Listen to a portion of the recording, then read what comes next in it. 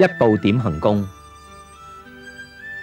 要領：行一步做一次吸吸呼，行一步點一次腳。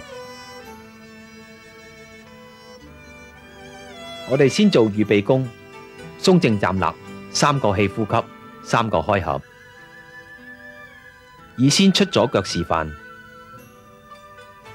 點左腳，左腳上一小步，腳踭落地時，左手喺胯旁，右手喺中丹田前，面向正面，用鼻吸吸一次。左腳放平嘅過程之中，用腰帶動手臂同埋頭向右轉。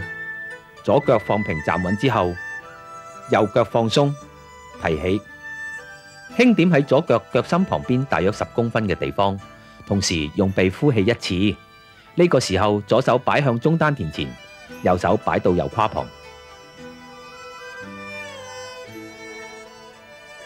右腳上一小步，右腳踭落地之前手唔喐，落地嘅時候用鼻吸吸一次。右腳放平過程之中，用腰帶動手同埋頭向左轉。